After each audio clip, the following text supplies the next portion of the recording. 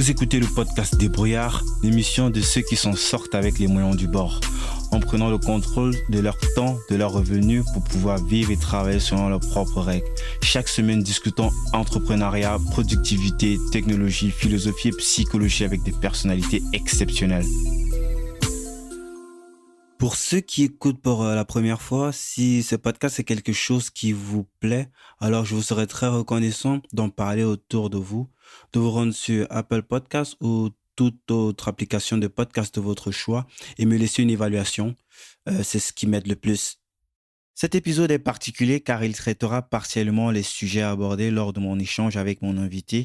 Et la deuxième partie sera traitée dans un autre épisode et vous comprendrez pourquoi dans la suite de l'émission. Dans une interview attribuée sur latribune.fr, Laura Elmore, ex-coach de Steve Jobs, disait, je cite, « Il existe des différences culturelles majeures entre les États-Unis et la France dans la manière de faire du business. Il ne faut pas les sous-estimer. La culture entrepreneuriale n'est pas la même et la concurrence est beaucoup plus forte ici. Pour se distinguer, il faut aller vite, faire les bons choix stratégiques, ce qui nécessite des ajustements fondamentaux dans la manière de penser son business et d'aborder le pays. » Fin de citation. Pour aborder cette thématique, j'accueille cette semaine Marion Fleischer, qui est une doctorante en sociologie, et au cours de la conversation qu'on va avoir, nous allons revenir sur le thème de sa thèse de doctorat qui est les startups, le mythe de la libération du capitalisme par le capitalisme. Enquête sur les modes de création et d'organisation des startups en France et aux États-Unis.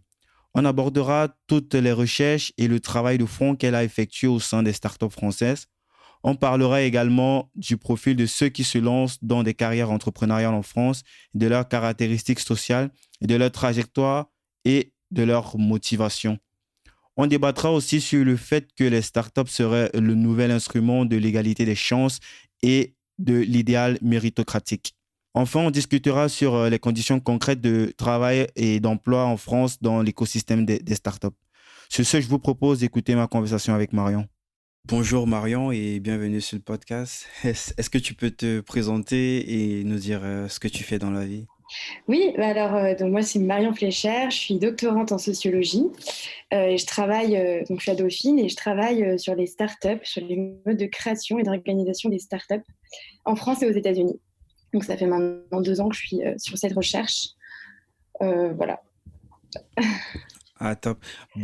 Pour contextualiser les choses, enfin pour les auditeurs, je suis tombé sur un post de Marion sur LinkedIn où elle disait qu'elle partait dans la Silicon Valley à San Francisco pour faire une enquête sur les startups pour 2 mois, je pense, à partir de juin. Ouais, 3 mois même, ouais, Euh, c'est ça. 3 mois, ouais. Ok, donc c'est pour une thèse de doctorat qui Ouais. porte sur les modes de création, d'organisation des startups en France et aux États-Unis. L'idée du post était en fait d'avoir des contacts d'un max d'entrepreneurs français ou américains qui ont déjà eu à monter une startup dans la baie. Et c'est ce qui a attiré mon attention en fait.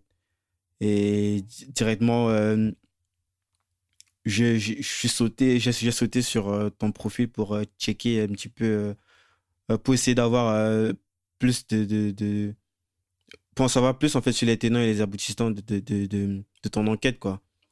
Ouais. Et ça m'a vraiment beaucoup intéressé. Est-ce que tu peux ici rappeler le titre de ta thèse et nous spécifier un petit peu les grandes lignes de ton enquête? Ouais, carrément. Alors au départ, donc moi je m'intéressais aux startups en France. Je me demandais un peu pourquoi certaines personnes se mettaient à quitter leur emploi pour aller monter une start-up alors que l'avenir n'était pas forcément certain dans ce type de trajectoire. Donc du coup, j'ai commencé mon enquête par entretien en rencontrant des entrepreneurs français. Donc j'ai démarré mon truc à Numa, je sais pas si tu vois où c'est, mais bon, c'est un incubateur à Paris. Donc j'ai commencé un peu comme ça à rencontrer quelques entrepreneurs français. Et mon projet était quand même de faire une comparaison internationale entre la France et les États-Unis dès le départ. Sauf que j'ai quand même beaucoup plus avancé sur ma recherche en France. Je pense que je pourrais jamais faire un truc aussi étoffé, élaboré que ce que je pourrais arriver à faire en France, parce que là, ça fait déjà 2 ans que j'enquête dessus. J'ai bien compris comment fonctionnait l'écosystème. Donc j'ai interrogé une cinquantaine d'entrepreneurs en France, donc de fondateurs de start-up à des stades très différents. Je ne me suis pas focalisée sur un secteur ni sur un stade d'avancement. Enfin, moi, l'idée, c'était de rendre compte un peu de l'hétérogénéité aussi de ce monde-là en France. Et j'ai fait une enquête par questionnaire pour avoir des données chiffrées, parce que ça manquait. Tout le monde était un peu là.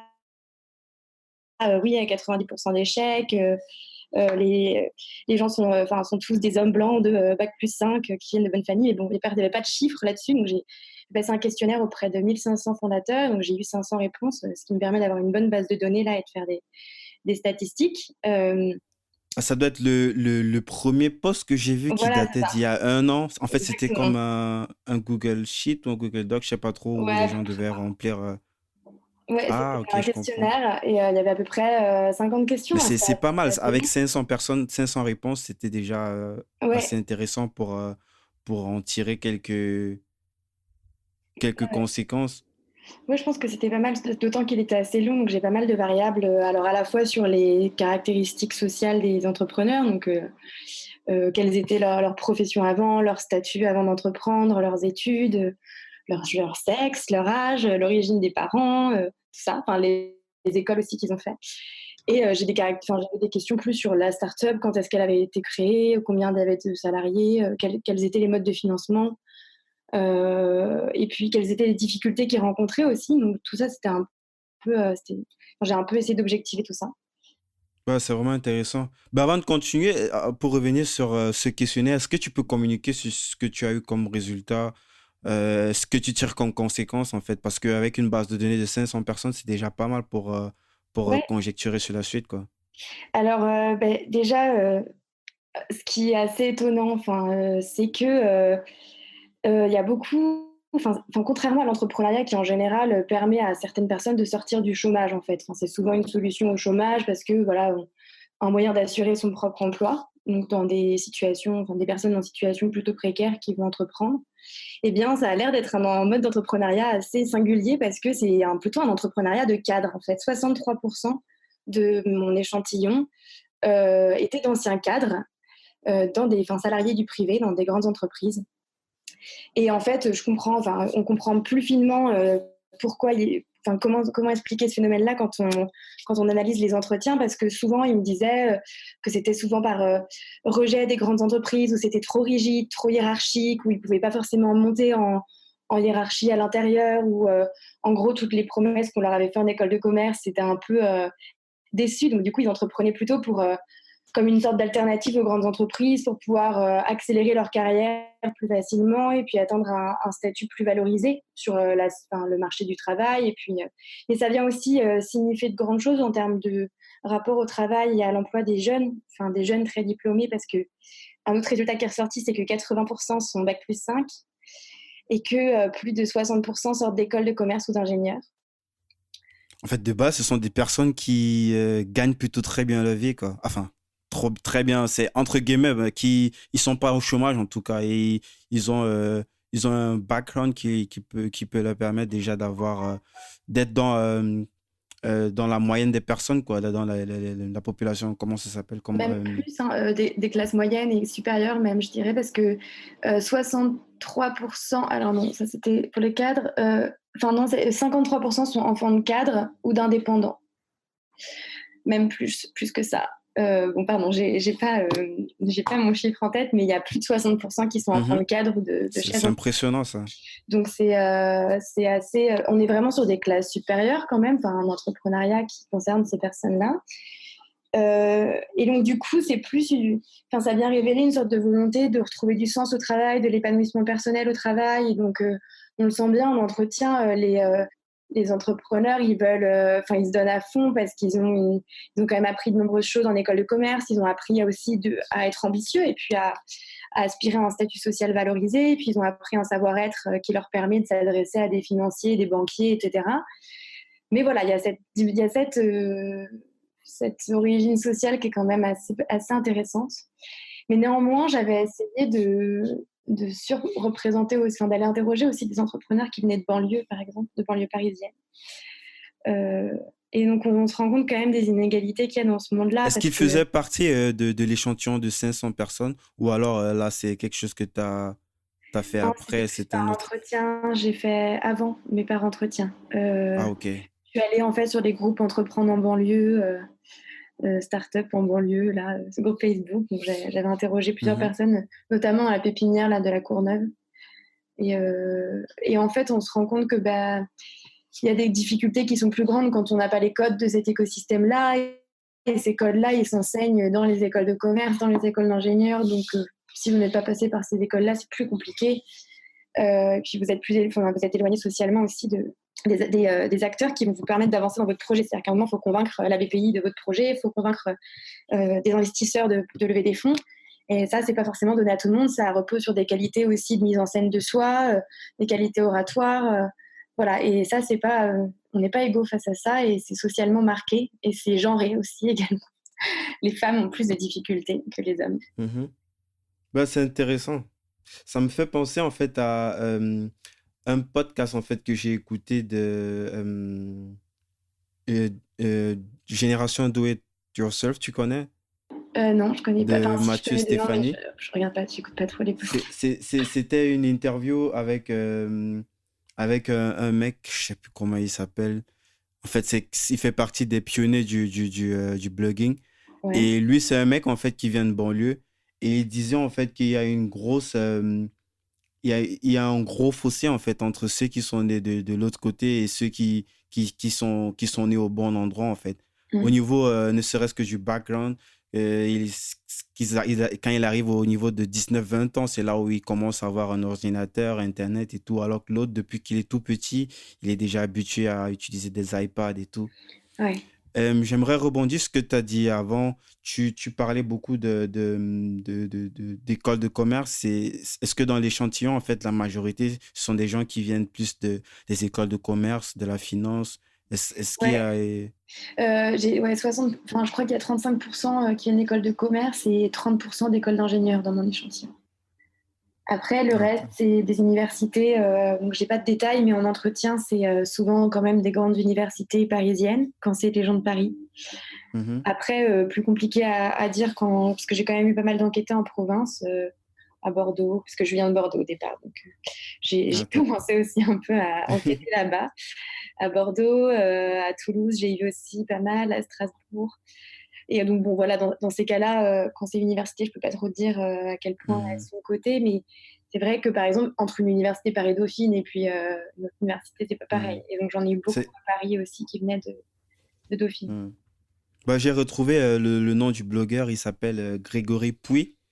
D'accord? C'est dans l'émission de Mathieu Stéphanie, la 15e épisode, le 15e épisode.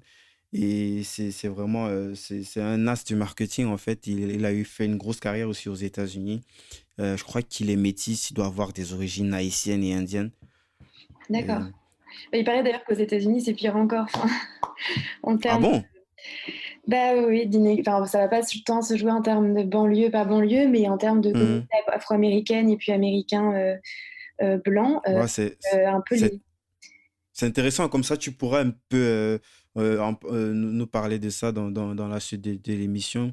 En effet, l'idée, en fait, est donc, je dis concernant ta thèse, d'établir genre un comparatif sur les modes de création et d'organisation des startups en France et aux États-Unis. Et en off, tu m'as dit que tu avais déjà réalisé un travail de fond en ce qui concerne la France. On reviendra dessus au cours de l'émission.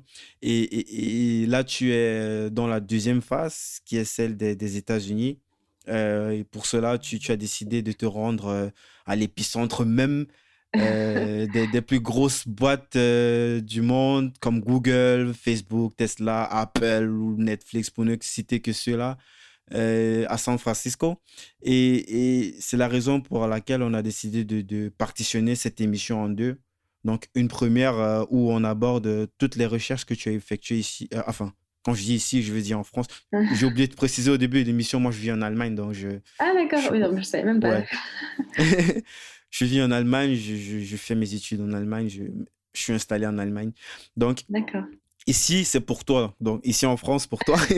Et comme je disais, il y aura la première partie, on l'a fait concernant le travail que tu as fait pour la France et une deuxième partie, on le fera à ton retour de la baie pour boucler ce sujet passionnant.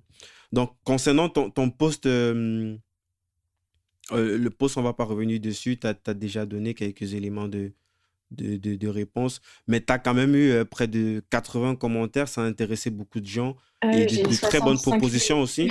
C'était n'importe quoi. J'ai pas. Donc, ouais, c'était fou. J'imagine, moi, ça m'a beaucoup surpris.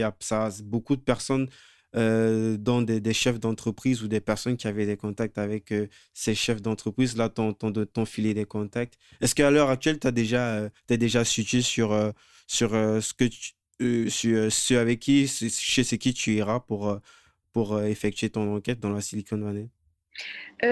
Alors, enfin, oui, je pense que je vais atterrir dans un startup Basecamp, une sorte de colo Mhm, d'entrepreneurs en plein cœur de San Francisco où je vais partager ma chambre comme quand j'étais en colo. Et mhm, puis, du coup, au moins, je serai au cœur de tout ça.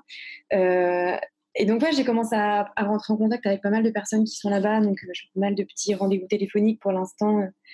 Ça, parce que c'est vraiment des mises en contact très particulières. Enfin, c'est une manière de faire du réseau qui est très différente et puis faut apprendre les codes. Donc pour l'instant, je me fais un peu briefer partout pour pas faire d'erreurs et puis surtout aller vite sur place parce que 3 mois, c'est ouais, pour être plus efficace, ouais. ça va passer très vite. Et aussi une chose qu'on ne dit pas, je sais pas comment tu prépares les choses, c'est l'une des villes les plus chères du monde. Je veux Et dire, oui, quand tu parles de coloc, c'est pas juste coloc parce que tu as absolument envie d'être dans une ambiance coloc, c'est aussi que, on le dit pas assez, c'est une ville hyper ouais. chère et Mais moi, j'ai c'est pas vraiment du tout galéré évident. à. Bah, enfin, quand j'ai présenté mon projet de thèse, donc ça devait déjà être une comparaison internationale, enfin, poussée par ma directrice de thèse qui m'encourageait dans ce sens-là. Mais moi, je me disais, mais ça va faire cher, jamais je vais y arriver. Donc, j'avais postulé une bourse Fulbright parce que bah, pour la recherche, c'est pas mal, ça nous permet de rester longtemps aux Mhm. États-Unis. Mais j'ai pas eu, donc j'ai dû changer mon fusil d'épaule. Et en fait, dans le monde académique, c'est très compliqué de financer des trucs comme ça. J'ai dû aller chercher des bourses de 1 000 € par-ci, 1 000 € par-là. Bon, au final, j'ai réussi à lever, on va Ouais, dire, à lever, t'as parler fait une petite levée à ton à niveau. faire une petite levée de 8 000 €. Donc, avec mon salaire au bout, je vais peut-être réussir voilà, à pas avoir. Ah, ça veut dire que tu bosses en parallèle quand tu parles de salaire, Non, j'ai j'imagine un que tu as contrat un petit doctoral boulot à en fait. Je côté. suis financée pour ma recherche par Ah ouais, l'université. c'est intéressant ça. Voilà. Donc, je donne des cours aussi, mais donc là, voilà, je vais avoir à peu près 12 000 €, enfin 12 000 $ pour 3 mois. Donc Mhm. c'est pas la folie. On va dire que je vais pas aller boire des cocktails dans des rooftops tous les jours, mais euh, je vais en tout cas pouvoir me loger et puis essayer de faire le minimum. Voilà. Mais c'est vrai que c'est pas évident. Je sais pas trop comment font les entrepreneurs pour y aller, mais c'est pas un. Ouais, j'imagine. Surtout que de base, quand ils y vont, c'est pas que... Bon, c'est vrai qu'il y en a, quand ils y vont, c'est qu'ils ont déjà un truc qui fonctionne. Peut-être, je parle des startups français, et là, ils essaient d'aller peut-être dupliquer le modèle dans un nouveau marché, en l'occurrence le marché américain. Et du coup, J'imagine c'est qu'ils ont vrai que. un petit... Ouais, Non, pardon. pardon? Ouais, j'imagine qu'ils ont un petit truc dans leur poche quand même, parce Ouais. que... Ouais, ouais. Ouais. Bah, ça peut être intéressant d'ailleurs justement d'aller voir. Enfin, moi, je compte enquêter tout d'abord sur la communauté du français là-bas, entrepreneurs français, pour voir un peu Mhm. est-ce qu'ils sont d'ailleurs est-ce qu'ils sont parmi les plus dotés par rapport à tous ceux qu'on peut rencontrer en France. J'en sais rien parce que ça se trouve ils ont fait Mhm. comme moi, ils sont allés Ouais, il y a à une grosse communauté là. Je sais pas exactement combien, mais j'avais suivi dans une émission, toujours dans un podcast, un mec qui arrivait là-bas en, en 99, je pense, et il disait qu'il y avait déjà près de 70 000 Français, la Ah ouais, communauté française dans la vallée. Donc j'imagine qu'aujourd'hui, c'est énorme. Ouais. pratiquement 20 ans après, ouais, c'est ouf. Ouais, et puis apparemment, bon, voilà, c'est les premiers contacts que je me fais, c'est les plus faciles à faire aussi parce qu'il y a une sorte de solidarité entre Français à l'étranger. Ce qui est assez Mhm. étonnant par rapport à la France, parce qu'enquêter sur des chefs d'entreprise en France, c'est compliqué. Ils n'ont pas le temps. Euh, Voire opaque. voilà, ou alors ils racontent pas trop ce qui se passe. Mais donc, du Mhm. coup, là-bas, bah, je compte un peu surfer sur l'entraide française. Mais il paraît que, du coup, ce sont les Américains qui sont les plus compliqués à aller chercher parce que le temps est compté, quoi. Ouais, j'imagine. Donc, Et, voilà, je sais pas trop. Et là, au niveau des entreprises ou des startups en France, où est-ce que tu as réalisé ton enquête chez qui, par exemple? Alors, donc du coup, T'as cité un nom au départ, j'ai pas retenu. j'ai cité un nom. Non, je crois pas. Alors, ben, j'ai fait, donc, j'ai fait 50 entretiens avec des fondateurs et fondatrices Mhm. de startups. J'ai passé mon questionnaire et j'ai réalisé 2 enquêtes de terrain en immersion dans des startups. Et je ne peux pas dire le nom On peut citer les noms? Ah, ok. non, parce que sinon, Mais, c'est plus mhm. confidentiel. Mais il Mais y avait, est-ce qu'on peut parler des modes de création et d'organisation sans toutefois que ça ne pose un ouais, problème, c'est carrément. Je possible? peux décrire ce qu'ils faisaient, Mhm. etc. Donc, du coup, la première startup, j'y suis restée, enfin, j'ai été suivie pendant 8 mois au total. Mhm. Donc pendant 2 mois, j'étais community manager. Bon, j'y connaissais rien, mais j'étais stagiaire. Et donc la startup a fini par être abandonnée au bout de 8 mois. Donc c'était assez intéressant de voir. Ah, elle s'est crachée? Bah, ils ont abandonné le projet parce qu'ils n'arrivaient pas à lever des fonds. Donc Ah, je oh, suis je arrivée vois. au moment où il venait d'être incubé.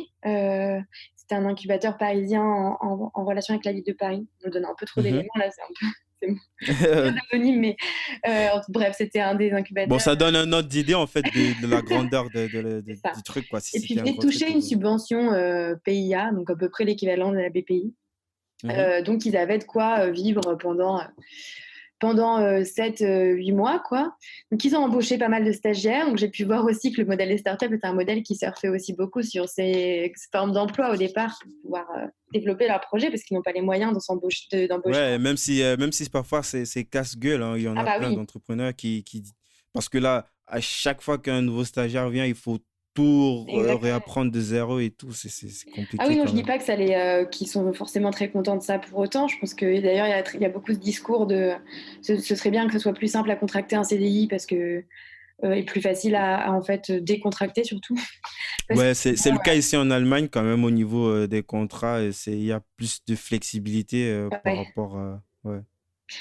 Alors voilà, c'est peut-être ça aussi qui les pousse à aller chercher vers des stagiaires. Donc je pense qu'ils sont en effet pas forcément très contents parce que les stagiaires sont pas très expérimentés. Eux, ils attendent compter sur eux comme de vrais salariés, ils peuvent pas toujours.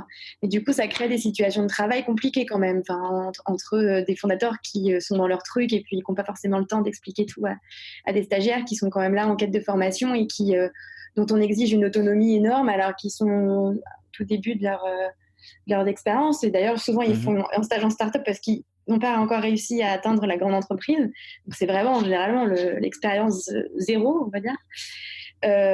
Et du coup, c'est compliqué. Enfin, il y a quand même plein de moments où, d'ailleurs, ça se crache pour ça. C'est-à-dire faut savoir aussi que les entrepreneurs, c'est pas forcément des managers. C'est des mecs qui ont peut-être des idées brillantes, qui savent faire un business plan, qui savent convaincre des investisseurs, mais je pense qu'il va s'agir de gérer une équipe, de gérer des problèmes liés à des ressources humaines, des problèmes liés à un cadre de travail, à des attentes en termes de travail, bah, c'est pas forcément des choses qu'ils savent faire. Donc, j'ai vraiment, parce que, alors, j'ai pas dit, mais au total, j'ai interrogé 80 employés de start-up. Mhm. Donc j'ai quand même eu pas mal de discours où voilà, ça revenait, ce truc de les entrepreneurs sont pas forcément des bons managers et bon, ils se sentent un peu délaissés, livrés à eux-mêmes. Alors ils attendent des fois de la start-up un cadre cool, intégrateur, etc. Mais alors c'est le cas pendant que tout va bien. Mais Mhm. si ça va moins bien, donc c'était le cas là dans la première start-up où j'étais, ils n'arrivaient pas à lever. Alors au départ, c'est pas grave, ils n'arrivaient pas à lever, mais c'était 2 fois plus de travail. Et puis, on continuait sur la bonne ambiance. Et puis, en fait, à un moment, bah, ils n'arrivaient plus à lever, puis ils se décourageaient. Donc, à ce moment-là, il y avait plus d'afterwork, il n'y avait plus de lien avec l'équipe. C'était juste du stress. Et puis, tout ça, voilà, les stagiaires le vivaient de plein fouet parce qu'ils étaient autour des mêmes tables avec les fondateurs. Donc voilà, c'est un peu à double tranchant, c'est ce que plein me disent. C'est-à-dire que soit ça marche très bien et c'est très agréable, très cool, il y a l'effervescence et puis très vite on est responsabilisé, on a une place importante dans l'entreprise et c'est agréable, etc. On se sent valorisé. Soit bah, ça marche moins bien et donc c'est compliqué. Enfin, ça peut être très compliqué des deux côtés en fait, je pense. Sauf Mhm. que d'un côté, on parle d'entrepreneurs qui généralement ont de quoi rebondir parce que c'est dans un cadre, ils ont généralement négocié une rupture conventionnelle, donc ils touchent le chômage. Voilà, donc là, le cas de la première start-up où j'étais, même, il y avait un qui sortait de l'ESSEC et qui était encore dans son alternance, donc il touchait son salaire de l'alternance. Enfin bref, c'était un montage. Mais voilà, il n'avait pas de problème d'argent. Il faisait ça pour lui. Bon, c'était plus compliqué pour des stagiaires qui venaient à Paris exprès, etc. Et donc, l'autre startup que j'ai enquêté, je voulais comparer un peu en fait les tailles aussi, puis les stades d'avancée, puis voir est-ce que du coup, comparé à ma startup qui n'a pas trop marché, c'est quoi une startup qui marche, qu'est-ce que ça fait à l'organisation du travail et aux gens qui travaillent dedans. Donc, du coup, je suis Mhm. allée voir du côté de startups qui avaient levé beaucoup d'argent et qui avaient au moins 50 salariés. Donc, il y en a qu'un certain qui me diront, mais est-ce que c'est encore une start-up? Enfin, moi, c'est pas la question que je me pose. Ça l'a été un moment. Ils sont passés par tous les modes de financement propres aux start-up. Ils se sont revendiqués comme une start-up et ils sont en train de grossir. C'est une start-up qui grossit. Alors, on peut l'appeler scale-up, on peut l'appeler PME. En soi, juridiquement, c'est une PME. Mais bon, le modèle organisationnel, le modèle de financement, c'est de la levée de fonds, c'est propre aux startups. Il n'y a pas dans d'autres entreprises qui financent comme ça. Du coup, c'était dans une startup en croissance qu'on peut appeler scale-up, Ouais. en hyper-croissance. Donc, ils étaient passés de 50 à 150 salariés en un an, pour te donner une idée. Wow. T'imagines le truc C'est énorme. exponentiel, Et moi, ça. je suis arrivée. Ouais. Et donc, moi, je suis arrivée, j'ai bossé pendant 4 mois là-bas. J'ai été T'es recrutée dans arrivé le au pôle moment où ils étaient RH. encore à 50? T'es arrivé au moment où ils étaient Non, encore au je nombre suis de 50 arrivée, ou... ils étaient 122. Ils sont passés de 122 à 150 pendant mon terrain. Mais en fait, même si j'ai pas vu, enfin en fait, je voyais quand même encore la croissance se faire parce qu'à 122, ils Ouais, étaient parce que pas, ils de 122 à étaient allés 150, il y a tellement. déjà... ça va vite en quelques mois, en Et quelques puis c'est semaines, j'ai surtout envie de dire. que il y a, enfin 6 mois avant que j'arrive, ils étaient 50 en fait. Donc c'était encore frais cette époque-là où ils étaient Ouais. 50. Et même dans la mémoire des gens, donc j'ai fait pas mal d'entretiens. J'ai fait 50 entretiens dans cette boîte-là sur les 150, sur les 120, ça dépend comment on compte. Et donc, j'ai commencé par les anciens pour avoir un peu l'histoire de la boîte et puis comment eux, ils avaient Mhm. vécu la croissance parce que il y en a qui étaient arrivés au tout début. J'ai enquêté les premiers stagiaires, les premiers employés. Et bah, on se rend compte aussi des enjeux humains que ça pose une croissance aussi importante. Et donc, qu'une start-up, c'est pas simplement gérer un business, enfin voilà, montrer qu'économiquement, ça Gérer des égos différents c'est qui ça, viennent de c'est diverses gérer aussi horizons. des équipes. C'est-à-dire qu'il ne suffit pas de se dire on va lever des millions, embaucher des centaines. Après, il faut gérer derrière. Il faut mettre des cadres derrière. Il faut que la hiérarchie intermédiaire elle suive. Il faut qu'elle soit bien vécue. Il faut que les logiques de promotion en interne elles suivent des logiques de rétribution juste. Enfin, il faut que ce critère de justice fasse sens aux yeux des employés. Sinon, ça crée des crises, des frustrations. Donc, c'est pas sans conflit du tout. Je pense que c'est des entreprises font face à des enjeux organisationnels sans précédent. C'est-à-dire qu'il y a vraiment plein de travaux qui ont montré comment des réorganisations dans des grands groupes, dans des grandes entreprises avaient créé voilà, des problèmes, des dysfonctionnements, des grèves et tout. Là, c'est différent. On est sur une croissance très, très rapide.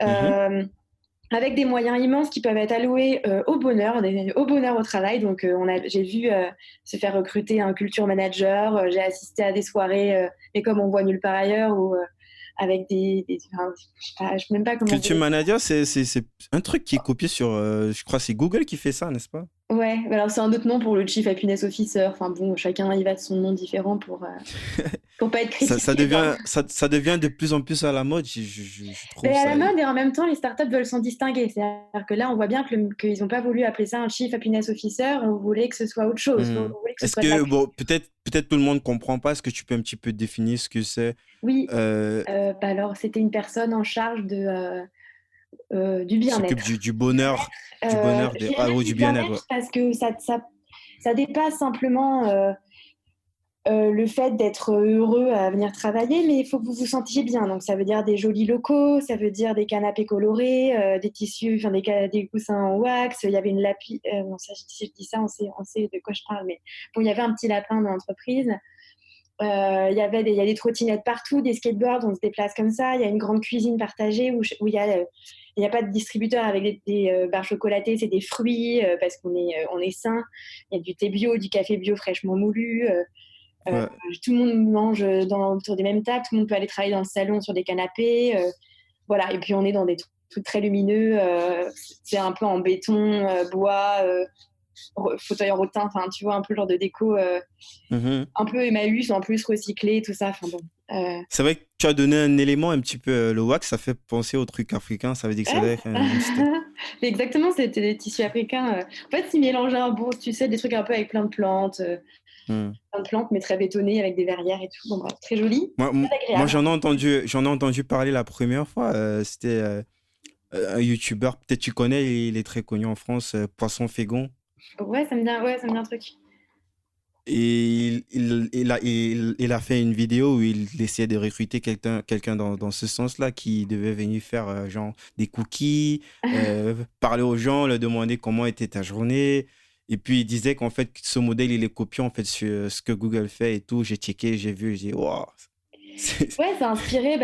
Mais Google, ça a été quand même une des premières boîtes à devoir faire face à une croissance comme ça. C'est-à-dire qu'au départ, c'était une petite boîte qui voulait prendre le contre-pied des grandes entreprises. Et puis au final, c'est une des plus grandes boîtes du monde. Donc, comment tu continues à garder l'esprit communautaire et puis surtout l'attachement que des gens peuvent avoir à ta boîte, tu vois, Mhm, l'engagement qu'ils peuvent avoir à ta marque et à ton entreprise, eh ben, il faut travailler ta culture d'entreprise. Et ben, du coup, ça c'est dans les manuels hein, de management, je t'apprends rien, enfin, je mhm, sais pas si je t'apprends un truc, mais et donc du coup, il y a tout ce truc autour des startups, il faut travailler la culture d'entreprise, il faut travailler sur le collectif, il faut que les gens soient contents de venir travailler, sinon ils vont pas s'investir au travail.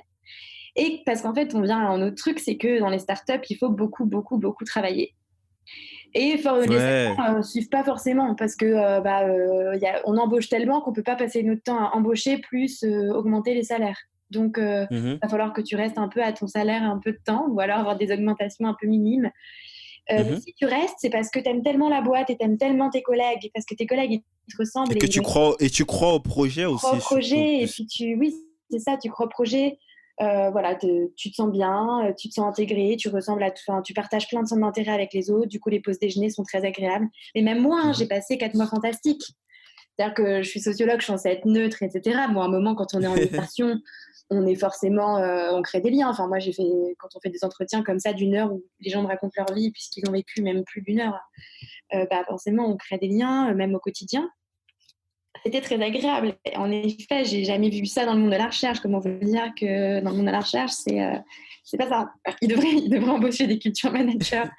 Mais, euh, mais du coup, c'est que ça marche bien. Et moi, ce que je m'intéresse, c'est justement à Mhm.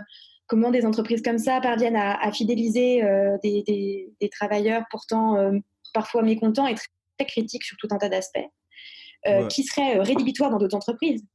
Tu vois, ou qu'on aurait entraîné la grève parfois. Donc pourquoi, voilà. Et comment comprendre qu'ils se mobilisent pas, qu'ils critiquent pas ouvertement, qu'ils acceptent passivement, sur quoi ça joue. Et en fait, le levier principal, c'est le collectif de travail. Et la culture d'entreprise. Mais la culture d'entreprise, elle vit pas toute seule. C'est-à-dire que s'il n'y a pas des gens pour la faire vivre, s'il n'y a pas ces gens-là, Les deux vont ensemble, en fait. voilà. Mm. Et après, il y a aussi ce truc à un moment, la culture d'entreprise et la fierté d'appartenir à une boîte, ça se passait avant tout par les fondateurs, mais peu à Mhm. peu, avec la croissance, les fondateurs, ils deviennent de plus en plus distants. Là, le CEO, moi, quand je suis arrivée, il disait pas bonjour à tout le monde, je le connaissais à peine. Parce qu'il se mettait aussi dans un rôle il faut qu'il devienne dirigeant, il faut qu'il puisse devenir plus neutre, il faut qu'il puisse prendre des décisions Ouais. importantes à certains moments. Donc ça veut dire que s'il se lie d'amitié avec tout le monde, c'est plus compliqué. Voilà, donc ils se sont un peu partagés les rôles entre les fondateurs. Il y en avait un qui était un peu plus proche des équipes, l'autre un peu plus voilà, CEO qui surplombait un peu tout le reste. Mais est-ce que là, il n'y a pas un risque à ce que, disons, avec la réussite, que ça devienne en fait comme une entreprise standard, en fait, en Ouais, créant toute cette distance? Puisque ce sur quoi, en fait, la culture d'entreprise, comme tu disais, ce sur quoi le truc s'est construit, c'est beaucoup plus cette proximité avec soit les employés peut-être ça peut être quelque chose qui est aussi spécifique à cette entreprise-là. Peut-être c'est pas pareil partout. ouais, non, alors je pense que je pense que peut-être que c'est pas pareil partout, hein. Quand on étudie des cas comme ça, isolés, c'est vrai que c'est compliqué de monter en généralité. Et néanmoins, je pense que, enfin, si je vous disais quelle startup j'avais étudié, c'est quand même assez emblématique de tout ce qui se passe, enfin, des startups qui connaissent des situations Mhm. comme ça. Euh, bon, j'ai écrit un article dessus qui n'est pas encore publié parce que c'est très long pour être publié, mais qui justement pose la question de la croissance et ce que ça fait en termes de Ça sera publié où? Comme ça, on sera va mettre les liens publié dans dans la la nouvelle description. revue du travail. Si c'est publié, attendez, j'ai pas, si je me. Le moment venu, on va juste mettre le lien pour Voilà, ceux que ça intéresse. exactement, si c'est publié. Puis j'ai un autre article en cours, peut-être de publication aussi dans la revue Travail et Emploi avec mes statistiques là, dont on a parlé au début. Mhm. Donc pareil, je vous enverrai le lien quand ce sera publié. Ouais, c'est top. En tout cas, cette question Mais de du coup, l'autre entreprise, elle a eu beaucoup plus de meilleurs résultats que la première entreprise, là où ouais, tu as fait ton travail de terrain, quoi. ouais. Et en même temps, la majorité des startups, c'est le cas de la première que j'ai faite, quoi. C'est des entreprises qui deviendront jamais des très grandes entreprises et qui Mhm. soit abandonneront le projet, soit resteront des TPE avec 10 salariés parce qu'au final, le truc ne deviendra jamais énorme, il n'y aura jamais beaucoup de clients. Donc, ça restera plutôt petit. Mais bon, les fondateurs seront tellement attachés à leur projet qu'avant de retourner dans un grand groupe, enfin de tout arrêter pour retourner faire cadre dans un grand groupe, c'est compliqué une fois que vous avez été votre propre patron. Enfin, j'ai beaucoup ce discours. Mhm. Ils se battent jusqu'à la fin, jusqu'à le dépôt complet de bilan, hein, et tout. Bah, ils se disent, on se donne jusqu'à la fin de la rupture conventionnelle, enfin, du chômage, des 2 ans de chômage grâce à la rupture conventionnelle. Et puis généralement, ça dépasse largement les 2 ans. Je crois la rupture conventionnelle, c'est 1 an, je pense. Non, c'est 2 ans. C'est 2 ans. Et puis vous avez le droit à 75% de votre salaire. Donc quand vous avez été cadre à Canal+, c'est plutôt pas mal. Vous avez le droit à un chômage assez important. Donc Est-ce que c'est valable pour tous les métiers, pour quelqu'un, pour un plombier, je sais pas, pour qui avait un CDI et qui décide d'arrêter, est-ce qu'il reçoit aussi une rupture conventionnelle? une rupture conventionnelle, ça se négocie avec l'employeur. Donc, il faut que l'employeur soit d'accord. Et ça suppose qu'il vous verse des indemnités de départ au moins aussi importantes que des indemnités de licenciement. Donc, il faut qu'ils acceptent. Mais généralement, ils ont un intérêt à accepter dans certaines entreprises parce qu'au moins, au moins c'est un mode négocié de départ. Mais il y a des entreprises qui n'acceptent pas. Et dans certains cas, par exemple, dans des cas de démission, des cas où ça se passait mal et c'est une démission, vous ne touchez rien. Donc la Oh. rupture conventionnelle, c'est quelque chose qui est un peu la condition à l'entrepreneuriat en France. C'est-à-dire que dans le discours de beaucoup de mes entrepreneurs qui étaient d'anciens cadres, c'est vraiment parce qu'ils ont réussi à négocier une rupture qui se sont mis à temps plein dessus. C'est-à-dire qu'avant, ils avaient le projet en Ah, parallèle de leur boulot. Ils faisaient ça le soir, le week-end, jusqu'au moment où ils se sont dit bah, c'est bon, on peut négocier. Hop, là, on peut se mettre à temps plein dessus. Mais s'il n'y avait pas eu ça, ils n'auraient peut-être pas fait. Donc, il ne faut pas ah, oublier que Pôle emploi est un grand, grand financeur des startups en France. ah, c'est Peut-être bien vraiment plus intéressant. que d'autres institutions. Voilà, peut-être bien plus en finance privée, dont on parle trop peut-être. Mhm. Voilà. Mais du coup, Euh, juste pour en revenir, parce que tu me posais la question, est-ce que ça finit pas par devenir une grande boîte comme une autre?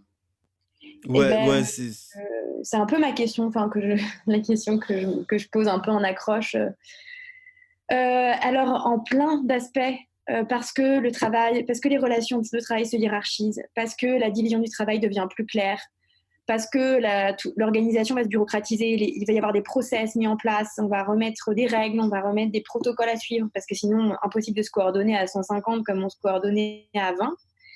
Et bien, pour toutes ces raisons-là, on se rapproche du modèle de la grande boîte. Et en même temps, pour toutes les autres raisons, donc tous les dispositifs managériaux que j'ai cités, parce qu'on a un lapin, parce qu'on a des trottinettes, parce qu'on a un culture manager et parce qu'on va faire des soirées et qu'il va y avoir des gens qui vont être attentifs à notre bien-être, on reste quand même sur le modèle d'une start-up. Et c'est pour ça que je ça pense vient que un petit peu Google diluer le en... truc, quoi. Ouais, et c'est pour ça que je pense que voilà, un Google est très différent d'en Amazon, par exemple. Amazon qui est vraiment sur un modèle très industriel. Il n'y a pas de soirée d'entreprise chez Amazon, alors que voilà, chez Apple ou chez Google, il y a une vraie culture d'entreprise, les gens sont fiers de travailler pour la marque. Amazon, il y a quand même pas mal de gens qui, bon, ne vous direz pas qu'ils sont super heureux éthiquement, ni d'un point de vue humain de travailler pour cette boîte. À part si vous êtes dans le siège et que du coup vous gagnez des millions, mais concrètement, c'est pas la folie, quoi. Vous exploitez grave de gens, voilà. Là, c'est un autre sujet. Ouais, sinon, au vu de la couverture médiatique qui est souvent faite pour les startups innovantes qui sortent du lot, les startups qui sortent du lot, tu dis dans ton post qu'il y a une approche sociologique, qu'une approche sociologique permet d'apporter un nouvel éclairage sur ce modèle d'entreprise méconnu et probablement Notifié. mythifié. Mhm. Est-ce qu'il y a de traits, est-ce qu'il y a des traits, des caractères, des trucs qui reviennent à chaque fois en France? Je veux dire, quel est le profil, par exemple, de ceux qui se lancent dans les carrières entrepreneuriales en France? Quelles sont les caractéristiques sociales de leur trajectoire, leur motivation, même si tu as déjà commencé à répondre un petit peu, mais surtout sur la partie motivation. euh, Alors, donc on a beaucoup... en fait, il y a un peu deux parties. Il y a les anciens cadres et les étudiants. Donc, tu as ceux qui entreprennent à la sortie de leurs études parce que de plus en plus, dans les écoles de commerce et d'ingénieurs, et comme je t'ai dit, ils sortent beaucoup d'écoles de commerce et d'ingénieurs, mhm, il y a vraiment des parcours à l'entrepreneuriat qui sont créés avec des concours de start-up. À la fin, pour valider son diplôme, il faut carrément faire un concours de pitch de start-up. Du coup, mhm. si jamais ils gagnent, bah, ils disent ah bah très bien, on va tenter de monter ça vraiment avec des copains. Donc il y a 25% de mon échantillon, c'était d'anciens étudiants. Alors à nuancer, je pense que c'est lié aussi à mon réseau. Et moi aussi, je suis étudiante, donc j'ai commencé avec des incubateurs d'université. Donc peut-être qu'au final, voilà, c'est pas représentatif de la population, mais j'ai quand même 500 fondateurs, donc on peut dire qu'il y a quand même une grande partie qui est étudiante. Mhm. Et sinon, voilà, ce sont d'anciens cadres, majoritairement des hommes. Moi, j'ai essayé de surreprésenter les femmes dans mon échantillon, mais j'en ai quand même que 25%. Et j'ai essayé Wow. d'aller les chercher. C'est-à-dire que je suis allée sur des groupes Facebook pour les femmes. J'ai posté mon truc, et puis c'est elles qui répondent le plus parce qu'elles sont contentes de participer à des études comme ça. Donc Ouais, j'imagine. voilà, donc elles sont moins, enfin, je pense que voilà, 26%, mais c'est encore gonflé. C'est majoritairement voilà, des enfants de cadres ou de chefs d'entreprise. J'ai 12% Je te d'enfants coupe dans pas, des... mais tu penses que c'est dû à quoi? Le fait qu'il n'y ait pas assez de femmes qui soient... Alors, c'est un vaste sujet, ça. Alors, déjà, il y a toute la sociologie du genre qui montre que dès l'enfance, dès l'école, les femmes ne sont pas socialisées au même type de trajectoire. C'est-à-dire qu'elles vont plus valoriser des métiers qui permettent à la fois de concilier une vie de famille avec une vie professionnelles, mais aussi des filières moins ambitieuses parce qu'elles ont un peu intériorisé ce truc de moins de confiance en elles, la prise de risque est un peu mal vue, etc. Tandis que les hommes, quand ils réussissent, généralement réussissent beaucoup mieux au sens où ils vont vers des filières qui sont beaucoup plus rémunératrices et beaucoup plus porteuses d'un point de vue carrière. Donc ça, c'est un premier point qui se fait dès l'école sur où est-ce que vous allez vous orienter. Donc les hommes Mhm. sont plus faire des écoles d'ingénieurs et d'informatique typiquement, et ça paye mieux. Et c'est plus des startups qui vont réussir quand vous avez un mec qui est développeur de base ou un mec qui est ingénieur de base. Donc ça à prendre en compte dans la réussite, ensuite dans l'accès et dans la réussite. Et ensuite, il y a l'effet carrière, donc au sein même d'une carrière, d'un même métier par exemple. Les femmes vont être moins souvent dans les postes de direction. Donc ça, c'est prouvé dans toutes les grandes entreprises. Donc elles peuvent vouloir entreprendre à côté, enfin justement pour échapper à ce plafond de verre qu'il y a dans les grandes entreprises. Et néanmoins, c'est plus compliqué parce qu'elles vont faire face à tout un tas de découragements. Toutes celles que j'ai rencontrées me disent devoir faire face à un premier découragement, qui est le fait que elles ont souvent une vie de famille. Donc entre un mec qui a des enfants et une femme qui a des enfants, ça n'a pas le même impact. Déjà, dans l'entretien, j'apprends que les femmes ont des enfants dès le départ, c'est-à-dire que c'est déjà une variable avec laquelle elles ont dû composer quand elles ont pris leurs décisions. C'était pas évident, elles ont dû prendre une nounou ou alors justement à travailler en même temps qu'elles font les lessives et les enfants, etc. Donc elles ont un enjeu de conciliation qui est pas du tout, qui est loin d'être négligeable. Tandis que les hommes, j'apprends souvent à la fin de l'entretien, quand je pose la question qu'ils ont des enfants, ce n'est pas du tout été une variable dans leur prise de décision.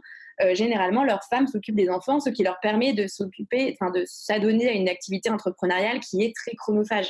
Parce que monter une boîte, ça demande d'être tout le temps sur vos téléphones, de tout le temps être au travail, de tout le temps travailler, même le soir et les week-ends. Ça, c'est une vraie réalité qui ressort aussi statistiquement.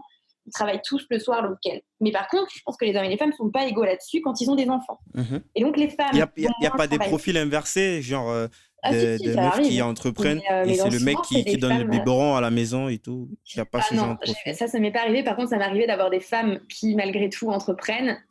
Alors, souvent, c'est parce qu'elles sont célibataires et qu'elles n'ont pas d'enfants. Mais malgré tout, j'en ai quand même eu qui Tu penses que entreprenaient c'est avec culturel, des le fait enfants. que... Non, je pense que c'est des dispositions qu'on intériorise aussi. Enfin, on se dit que faut qu'on soit là pour la maison. Donc, si on n'est pas là, personne s'en occupe à notre place. C'est un peu ça l'idée. Et donc, il y a un truc un peu très culpabilisateur. Donc, il y a des groupes d'entraide pour femmes. Donc, elles ont quand même, j'en ai rencontré qui entreprennent, qui ont des enfants, qui ont réussi.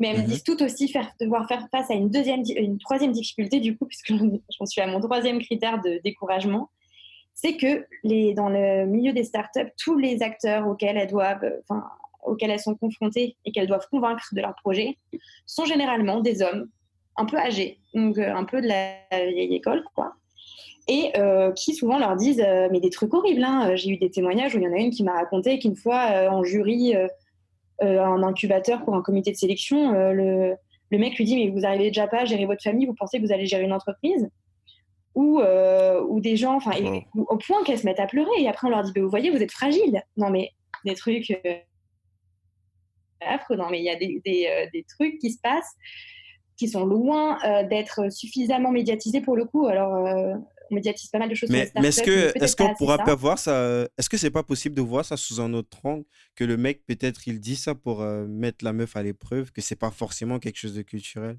Ouais, mais alors jamais un homme sera mis à l'épreuve sur sa famille. Il sera mis à l'épreuve en termes de oui, face à vos concurrents, comment vous vous positionnez, ou vous pensez que Mais votre justement, pensez qu'il y a pas justement, c'est ça justifie encore. Ça pourrait. Je dis pas que c'est ça, mais je dis est-ce que ça pourrait encore plus justifier le fait que comme c'est une femme, il faudrait voir si elle réfléchit avec sa condition de femme ou avec sa condition d'entrepreneur.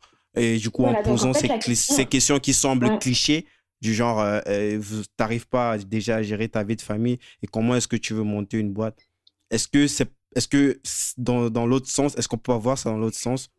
Si, non, mais tout à fait, ils viennent vérifier si elles peuvent gérer de front. Mais sauf que moi, ce que je dis, c'est qu'ils vont vérifier ça que pour les femmes, pas pour les hommes. Donc la question, elle est genrée, elle n'est pas cliché, elle est genrée, c'est-à-dire qu'ils vont la poser que pour les femmes. Jamais un mec sera challengé là-dessus. Et donc, de base, Ouais, ça a pas de sens de poser cette question à un mec en donc vous même temps, voyez bien que puisque du coup, ça n'entre pas dans les mœurs. ouais, non, tu vois bien du coup qu'il y a pas, qu'il y a bien des inégalités qui sont assez discriminantes. C'est-à-dire que qui sont-ils pour pouvoir juger de leur manière de gérer leur vie de famille. Enfin, ça devrait même pas rentrer en compte. Or, ça rentre en compte. Donc, de la même manière que Mhm, ça rentre en compte dans une carrière, dans une grande entreprise où on va lui poser en entretien si tu comptes avoir des enfants, et auquel cas, peut-être qu'on ne passera pas manager tout de suite, ou cadre supérieur tout de suite, parce que tu vas avoir une grossesse et on ne pourra pas compter sur toi. Bah, il y a toujours ce mhm, doute aussi envers la femme. Est-ce qu'elle a suffisamment confiance en elle? Est-ce qu'elle va pas nous lâcher avec une grossesse? Est-ce qu'elle va pas laisser tomber son entreprise pour s'occuper de ses enfants? Ou est-ce qu'elle va pas devoir rentrer un soir à 17h et donc manquer d'investissement? Donc il y a ce doute des investisseurs envers les femmes euh, qui est est là. réel, quoi. Il est réel, il est envers les femmes liées à leur vie de famille, alors qu'il n'existe pas envers les hommes liés à leur vie de famille, enfin, quand ils ont une vie de famille.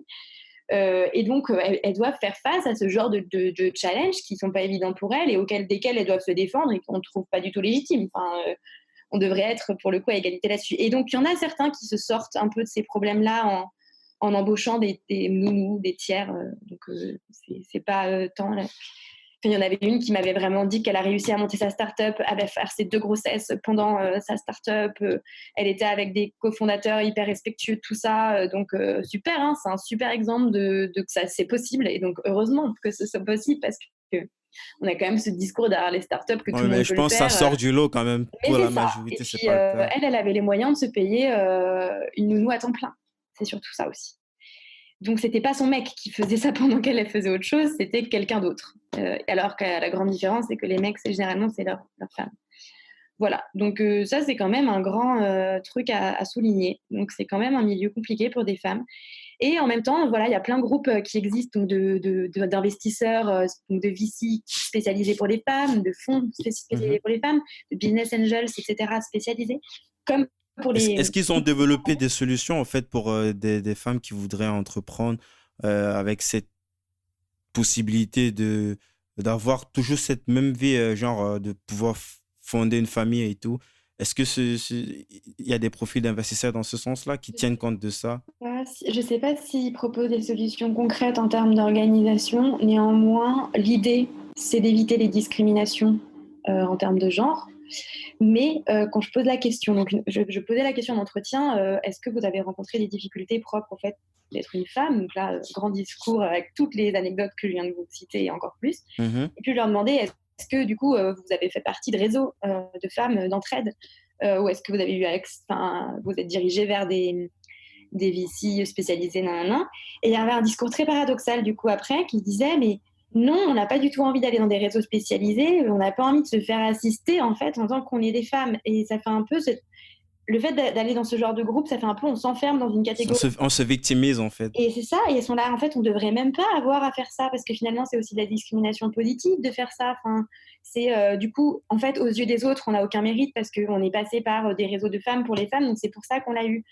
Et du coup, et je peux comprendre cette ambivalence dans le discours, c'est qu'à la fois, elles ont besoin d'aide parce qu'elles sont discriminées de manière très, très invisible et très, très...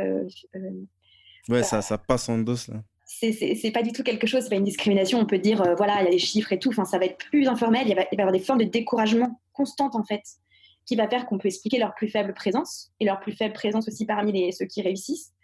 Mais en même temps, voilà, dès qu'il y a des organisations mises en place spécifiquement pour ça, il y a cette réticence à aller vers une sorte d'enfermement dans une catégorie qui n'est pas valorisée, en fait, en plus. Donc, pourquoi aller s'enfermer dans la catégorie femme si la catégorie femme, elle n'a pas l'air de marcher sur ce marché? Oula, ça marche pas. C'est paradoxal, mais bon, en même temps, Voilà. c'est vrai, c'est très intéressant. Voilà. Donc, tu as cité, tu as parlé des femmes, tu as parlé sur ces profils, il y avait aussi des jeunes. Je sais pas trop, est-ce que tu as une tranche d'âge en ce qui concerne. Ils sont tous, moi, ouais, je pense qu'ils sont en majorité, ils ont moins de 40 ans. J'en ai beaucoup entre 25 et 35 ans. Beaucoup, beaucoup, beaucoup. Et j'en ai Genre, quelques-uns. c'est pour ceux qui sortent d'école, en fait, entre 25 et 35. En fait, c'est pas tout à fait ceux qui sortent d'école, parce que ceux qui sortent d'école, ils ont 25, 24, enfin, tu vois, entre 23 et 25. Ça va être ceux qui ont fait une école, qui ont eu une expérience professionnelle dans un grand groupe de genre 4 ans. Tu vois, 3-4 stages pendant l'école, 4 ans dans un grand groupe, et là, dégoût Ouais, parce que c'est pas ce qu'on a. on n'en peut plus. Et là, ils montent leur start-up. Donc, c'est environ, voilà, ils ont 28 ans. Et donc, du coup, selon le moment où je les prenais, s'ils étaient au tout début de leur projet, ça faisait 5 ans qu'ils avaient monté leur start-up ou pas, parce que j'avais des moments très différents. J'ai eu des fondateurs qui avaient déjà 50 salariés, 100 salariés et tout. Ils ont 32 ans à ce moment-là, ils ont des enfants et tout, mais au départ, Ouais. ils avaient faim. Enfin, voilà. Donc en fait, c'est aussi ça, c'est un entrepreneuriat de gens qui n'ont pas de contraintes familiales au tout départ, qui sont quand même jeunes, qui ont vraiment ce discours aussi du c'est le moment ou jamais. J'ai pas d'enfant, j'ai pas de C'est contraintes, maintenant ou jamais, pas de ouais. crédit à la banque, voilà. Donc c'est maintenant. Soit je le fais maintenant, soit je, je, je, je- j'attends mes 60 ans et puis je grogne comme. C'est ça, je grogne et puis ils sentent que et ça vient révéler quelque chose de toutes ces jeunes générations qui sont sorties des écoles il y a 7-8 ans, ou même il y a 5 ans là. À qui on avait promis des choses en termes d'épanouissement au travail, de sens au travail, qui savent faire plein de choses et qu'en fait se retrouvent dans des structures où c'est tellement rigide qu'ils ne peuvent rien changer. Dès qu'ils ont des idées, ça ne se met pas en place. Dès qu'on veut changer un truc, ça met 10 ans.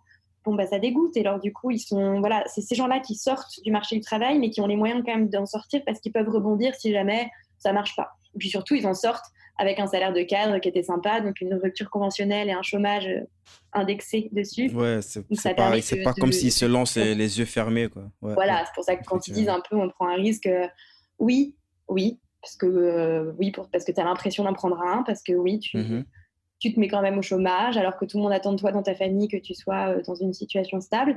Mais non, ça va. Donc il y en a qui prennent vraiment des risques, et c'est plutôt ceux qui viennent de banlieue, qui, pour faire leur école de commerce, ils en ont fait une, ils ont dû s'endetter, donc ils ont déjà un crédit sur les épaules.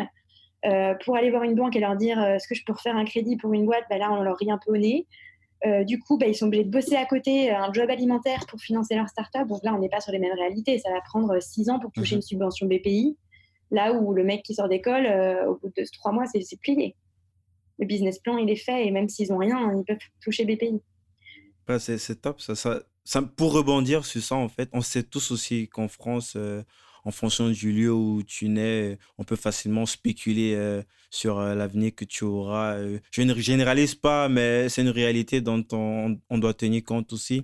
Donc, avec le travail de terrain que tu as effectué, peut-on dire que les startups seraient un nouvel instrument d'égalité des chances et l'idéal méritocratique, comme tu parlais dans ton post, ou alors cela ne tient, ça tient aussi, ou alors c'est pareil et il n'y a pas de différence en fait. Est-ce que grâce à une startup, peut-être pour reformuler, le fait de monter une startup qui a du succès, euh, ton origine ou ton sexe ou tes motivations, ça compte plus quand on regarde juste la startup qui fonctionne, qui a du succès et puis Oh, c'est tout, quoi. si, non, je pense que si beaucoup de gens y vont alors qu'ils savent que ça, il y a de grandes chances qu'ils se cassent la gueule, pardon de dire ça comme ça, mais que ça ne marche pas, Mhm. c'est bien une étiquette de prestige en soi que de monter une start-up, même si ça ne marche pas. Il y a vraiment cette culture de l'échec. Mais c'est vrai que, enfin, je dirais pas que, par exemple, ça sert à rien, c'est nul. Au final, on retombe dans les travers de la grande entreprise parce que certes, on va retomber sûrement dans les travers de tout ce qu'ils voulaient éviter. Et il y en a même plein qui m'ont dit ça, des fondateurs qui me disent en fait, je suis dégoûtée parce que j'ai voulu quitter une grande entreprise et quand j'augmente la taille de mes effectifs, je suis obligée de mettre en place des hiérarchies, je peux plus gérer ça de manière horizontale comme je le voulais. Donc ils quittent aussi des idéaux, ça leur fait mal. Néanmoins, je pense que ça fait sens aujourd'hui pour tout un tas de jeunes. Faut juste pas oublier lesquels. C'est pas des jeunes n'importe qui, c'est pas des self-made man partis de rien au sens où ils seraient, enfin voilà, où ça permettrait de sortir de la pauvreté des gens.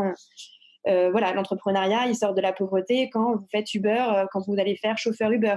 Là, peut-être que vous allez faire face à une situation de précarité, mais monter sa start-up, c'est pas donné à tout le monde. Il faut du temps, il faut des moyens, il faut une stabilité économique, il faut du réseau, faut maîtriser les codes de cet écosystème qui sont des codes des dominants. Et donc, si vous êtes vous-même, si vous appartenez à ces classes-là, bah, c'est plus facile. Sinon, il va falloir les apprendre, donc ça va être plus long. Je dis pas que c'est impossible, mais ça va être plus long. Et donc voilà, je pense que c'est un modèle d'entreprise qui vient répondre à des besoins aujourd'hui de jeunes sur le marché du travail. Donc tant mieux qu'il existe. Je pense que c'est une alternative en termes de trajectoire, de carrière, à la fois pour les fondateurs, mais aussi pour pour les employés qui cherchent un cadre de travail plus souple, plus, plus humain, plus cool, etc. Et qui du coup s'y retrouvent. Mais moi j'ai adoré aussi y aller. C'est très très agréable de travailler dans ce genre de cadre. Néanmoins, bah voilà, faut pas oublier. En fait, c'est vrai, pour ça que j'avais un peu appelé mon mémoire à l'époque. Est-ce que ce serait pas le mythe de la libération du capitalisme par le capitalisme? Parce que c'est vraiment un modèle d'entreprise qui cherche Wow, à c'est se intéressant libérer ça. C'est du capitalisme comme on l'entend, comme le méchant capitalisme des grandes entreprises et des grands groupes qui viennent complètement aliéner les salariés et puis leur donner zéro marge de manœuvre et puis zéro rétribution. Et du coup, on veut créer un autre modèle. Et en fait, on le crée aussi par le capitalisme. Il se fonde entièrement là-dessus. C'est-à-dire ouais. qu'il est financé par C'est l'État. une sorte de néo-capitalisme, en fait, parce que là, on parle des startups, mais on ne parle pas, en fait, aussi du gros business qui est au-dessus de ça, en fait. Je Bah parle ouais. par exemple, des fonds d'investissement, des gens qui sont là juste en haut, qui regardent des trucs qui Mm, peuvent mm. potentiellement marcher, qui mettent juste quelques millions et puis après, ils se prennent de très, très grosses dividendes Oui. lorsque ça fonctionne, quoi. Et on ne parle pas non plus suffisamment, enfin là, j'en ai pas du tout parlé, par exemple, mais de tous les rachats. Parce que ceux qui financent, c'est aussi beaucoup de grands groupes. Donc, il suffit que vous ayez Carrefour qui mette de l'argent dans votre start-up. Vous n'êtes plus aussi libre qu'avant et vous êtes un peu plus grand groupe que start-up. Et c'est Ouais, là, compliqué de garder votre il y a culture là des... et votre identité dans ce genre de configuration. Et donc, le nombre de startups qui se sont fait racheter, qui se sont fait intégrer, et en fait, les fondateurs se sont barrés parce qu'ils se retrouvent plus. Et puis ensuite, c'est tous les salariés qui s'en vont parce que il n'y a plus rien de l'identité du départ, de l'effervescence du départ. Ça vient bien montrer aussi que c'est un modèle d'entreprise qui, à mon avis, est temporaire. Alors, soit il est très bien géré et on arrive à des boîtes comme Criteo, là, c'est Blablacar, c'est des succès français qui marchent bien, où il y a encore une culture, Mhm. etc. On ne sait pas jusqu'où ça va aller, ça peut se casser la gueule encore demain parce qu'il faut encore qu'ils lèvent des fonds, mais qui ne sont pas rentables. Donc, il faut qu'ils continuent à séduire des investisseurs. Mais voilà, à un moment, il y a un peu, les fondateurs, ils sont pris Ouais, par les actionnaires financièrement, qu'ils n'ont pas le droit de faire ce qu'ils veulent. C'est comme ça qu'il y a des gens qui se font virer. J'en ai pas parlé non plus, mais j'en parle dans mon article que j'ai écrit là. des Voilà, gens il y a qui des... se font virer de leur propre startup. Ouais, parce qu'au départ, Euh, on prend des gens qui sont pas forcément les meilleurs du marché parce qu'on n'a pas l'air de l'argent pour, mais quand on grossit et qu'on essaie de se je doter, pense que c'était le cas pour Steve Jobs, n'est-ce pas? Avant l'iPhone et tout, je pense qu'il s'est fait virer. du truc avant qu'on l'a rappelé après, ou c'était pas dans les mêmes conditions? Non, mais lui, il a délaissé plein de gens qui étaient au départ avec lui. C'est-à-dire que tous ceux, il y avait Steve, merde, son autre copain avec qui, enfin, le développeur qui avait géré tout le code derrière Ah pour ouais, créer j'ai oublié comment le il s'appelle. Ouais, c'est lui, voilà. le CTO, là, Euh, la fâche cachée du truc. Ouais. et bref, ouais, donc du coup, la honte, le mec qui parlait startup et qui se rappelle pas de ce nom.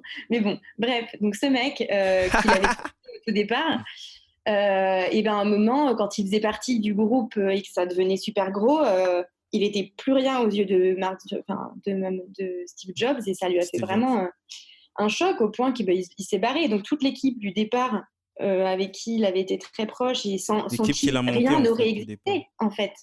Et ben ils sont plus aussi importants que par le passé parce qu'ils sont dépassés techniquement, parce qu'il y en a d'autres qui sont plus jeunes et plus diplômés qu'eux parce qu'ils sortent de Stanford plus récemment, parce qu'entre-temps, les technologies ont avancé. Et c'est ce qui se passe dans les startups. C'est-à-dire qu'au départ, ils ont embauché des stagiaires à moindre coût qui sortaient d'école, donc c'était très bien, très, très pratique. Maintenant, ils cherchent à recruter des talents. Ces gens-là se retrouvent vite dépassés techniquement. Comment leur trouver une place dans l'organisation? Donc, si vous n'avez pas une vraie volonté des dirigeants, des fondateurs d'accompagner les salariés du début dans le changement et de leur retrouver une place dans l'organisation, bah, soit vous les poussez à la démission parce qu'ils sont plus là où ils sont, enfin, à leur place, soit bah, vous leur dites gentiment qu'ils sont plus suffisamment compétents et qu'ils vont devoir quitter l'organisation et vous leur proposez une rupture conventionnelle de manière un peu forcée. Et c'est ce qui s'est passé dans la startup où j'étais là la dernière, où il y a eu plein de départs comme ça, un peu en mode bon bah voilà, partez, prenez ce chèque et puis partez. Donc, c'est une manière aussi de gérer la croissance comme une autre, hein, mais ça, en fait, ça montre quand même bien qu'il y a des enjeux. C'est pas juste un modèle Ouais, économique, c'est aussi des enjeux humains. Et ça en reste du termes de business quand même. travail, c'est intéressant quoi, aussi, de ce que ça fait à l'organisation et tout. C'est intéressant. Voilà, je suis très bavarde. J'ai parlé. Non, mais c'est intéressant. Moi, je trouve ça très, très intéressant. C'est quelque chose qui m'a toujours fasciné, surtout le côté de San Francisco, comment est-ce que les choses, comment est-ce que ça se passe, surtout la partie des financements de start-up et des Oui, achats-reventes avec les VC, les séries A, les séries B. C'est quelque chose que je trouve on ne parle pas assez. Il y a quelques médias, quelques podcasts qui en parlent, mais sinon, c'est pas quelque chose qui est populaire. Les gens regardent juste la partie visible, en fait, comment les startups elles se montent, comment elles évoluent et tout. Mais il y a toute une partie obscure, en fait, entre les rachats, comme je disais précédemment. oui. Je trouve ça très Et encore, moi, je intéressant. trouve qu'il y a plus de travaux dessus, sur ça, sur les financements, les investisseurs et tout, que Mhm. sur l'organisation du travail. Parce qu'il y a peu d'enquêtes qui ont été menées C'est enfin, tout un métier, en fait. Il y a des entreprises qui sont là juste pour aider d'autres entreprises à monter un dossier de financement, quoi. C'est ouais, tout un autre métier.